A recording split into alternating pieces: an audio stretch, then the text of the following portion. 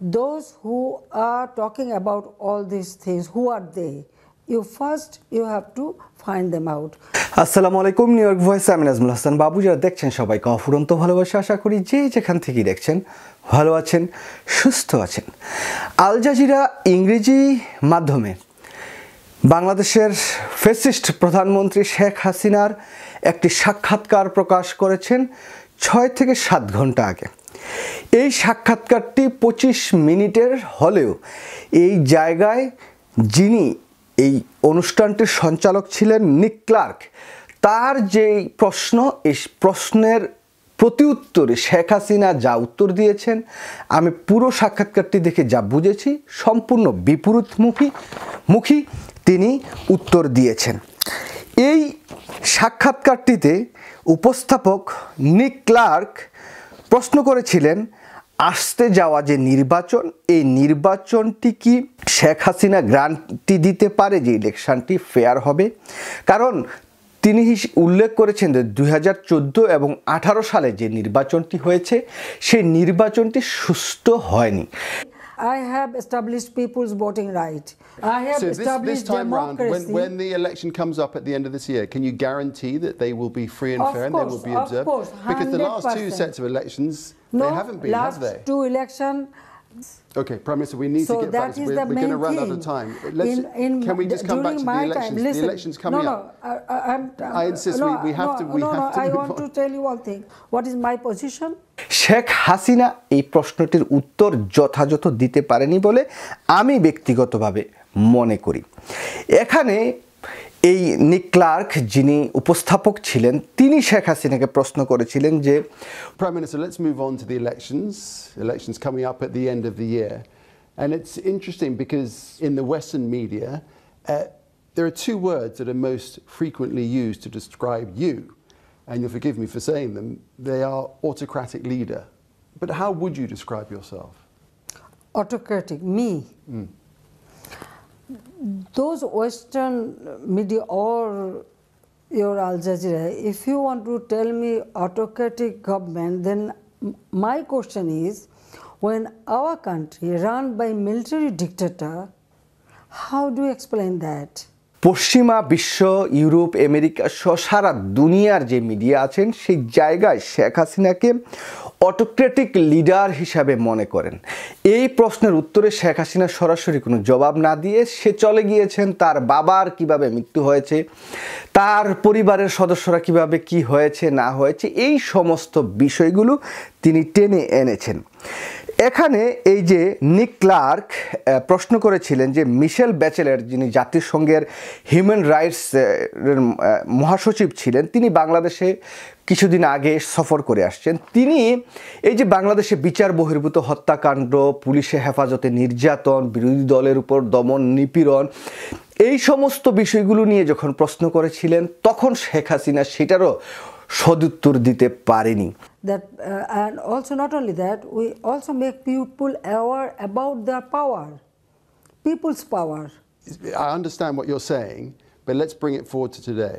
The then United Nations High Commissioner, Michelle Bachelet for Human Rights, she came to Bangladesh and she expressed her concern about allegations of forced disappearances, extrajudicial killings, torture, and the lack of accountability for such violations. And she called for an independent investigation. Have you held an investigation into those allegations? Yes, of course. Any incident happen, immediately we take action and we bring them to book and but why does Human Rights Watch, for example, they say there's a continuing campaign of threats and intimidation against human rights defenders. This is only in January this year. I know that there are some people intentionally they do it. এই জায়গায় শেখ হাসিনা ঘুরিয়ে পেঁচিয়ে সেই grenade হামলা, তারপর বাংলাদেশের economy কিভাবে grow করছেন, অর্থনীতির কি অবস্থা, সেই জায়গায় তিনি চলে গিয়েছেন। যখন শেখ হাসিনা এই ইকোনমিক নিয়ে বিভিন্ন কথাবার্তা বলছেন, সেই জায়গায় এই নিক্লার্ক প্রশ্ন করছেন যে রিজার্ভ আন্ডার $30 বিলিয়ন নিচে চলে গিয়েছে, তাহলে বাংলাদেশ এরকম একটি অর্থনৈতিক অবস্থায় আবার নতুনভাবে কিভাবে সারভাইভ করবেন, ঘুরে দাঁড়াবেন, এই বিষয়টিরই কিন্তু যথাযথ উত্তর দিতে পারেনি শেখ হাসিনা। এই সাক্ষাৎকারটিতে আমি ব্যক্তিগতভাবে যেটা দেখেছি, সে তার পরিবার, তার বাবার স্বপ্ন, এই নানাবিধ বিষয়গুলো তুলে এনেছেন। তার যে প্রশ্ন ছিল যে বাংলাদেশের সুশাসন কিভাবে ফিরে আসবে, গণতন্ত্র কিভাবে ফিরে আসবে, এই যে আসতে যাওয়া নির্বাচন এটা কিভাবে সুষ্ঠু হবে সেটার বিষয়ে, কিন্তু শেখ হাসিনা এই বিষয়টিকে কিন্তু অ্যাড্রেস করেনি, বরঞ্চ তিনি উল্টো পাল্টা আনসার দিয়েছেন। এবং একটি সময় কিন্তু উপস্থাপক প্রশ্ন করতে চাইলেও শেখ হাসিনা তাকে থামিয়ে দিয়ে তার নিজের মতো করে কথাবার্তা বলার চেষ্টা করেছেন।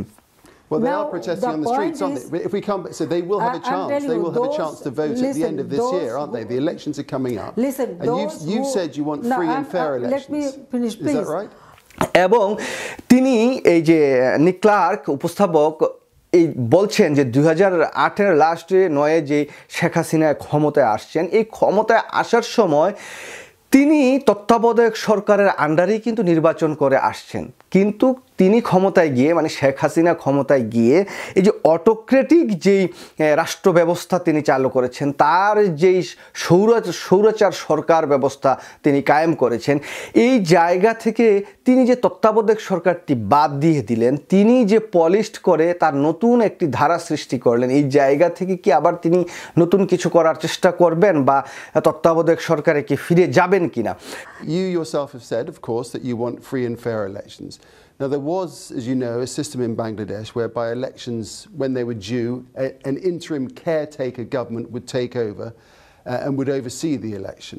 And that was in place until you came into power in 2009, and then it was abolished. Now the opposition are calling for that process to be restored.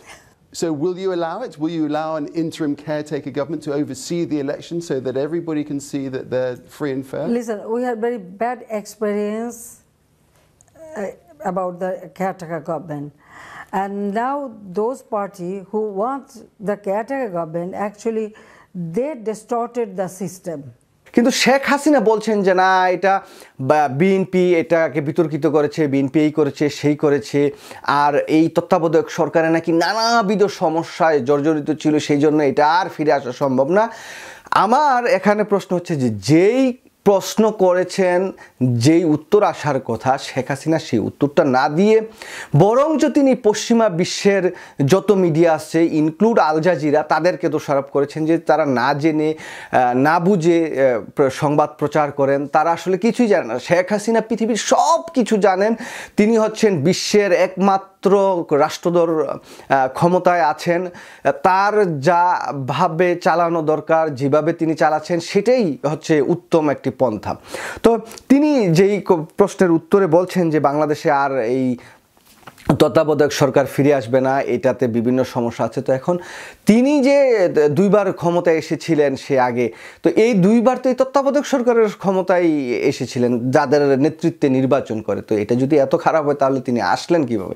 এখন এই যে বর্তমান সময়ে তিনি যে 2018 এবং 14 সালের যে নির্বাচনটি করেছেন, এই নির্বাচনগুলো যেভাবে হয়েছে এটা তো আন্তর্জাতিক মিডিয়া দেখেছে নাকি, পুরো পৃথিবীর মানুষ দেখিয়েছে। তো মানুষ তো কম্পেয়ার করতে শিখে গিয়েছে, এবং বাংলাদেশের মানুষ এখন কম্পেয়ার করতে শিখে গিয়েছে যে বাংলাদেশে কি একটি তত্ত্বাবধায়ক সরকারই ভালো ছিল, নাকি এই শেখ হাসিনার মতো স্বৈরাচারী সরকার যারা বিনা ভোটে মধ্যরাতে নির্বাচন করে ক্ষমতায় চলে আসে, যারা 151টি আসন বিনা কন্টেস্টে নির্বাচিত হয়ে তারা ক্ষমতায় চলে আসে। এইগুলো নিয়েই কিন্তু আজকের এই যে আল জাজিরার যে সাক্ষাৎকারটি নিয়েছেন শেখ হাসিনা এবং আজকে যেটা প্রকাশ করেছেন, এই জায়গাতে আমি বলবো যে ইচ্ছা মতো শেখ হাসিনা দোলাই খেয়েছেন আল জাজিরার এই সাংবাদিকের কাছে, এবং আল জাজিরার এই সাংবাদিক যা প্রশ্ন করেছেন তার কোনো প্রশ্নের সদুত্তর দিতে পারেননি, এবং শেখ হাসিনা যা বলেছেন, এই যে ইংরেজিতে তিনি যে কথাগুলো বলেছেন তার আরেকটু পড়ালেখা করে সেই জায়গায় যাওয়া দরকার ছিল। তার ইংরেজি বলা তো একেবারেই দুর্বল এবং যাচ্ছে তাই, মানে এটা কি বলেছেন তিনি নিজেও জানেন না। আসলে আমি অত ভালো ইংরেজি জানি না বা পারি না, তবে আমি শুনে যতটুকু বুঝেছি এই জায়গায় আসলে একটি রাষ্ট্রপ্রধান হিসেবে তিনি ইচ্ছা করলে বাংলায়ও মনে হয় যে দিলে আর একটু ভালো করতেন, আর একটু পেঁচাল বেশি বাড়তে পারতেন।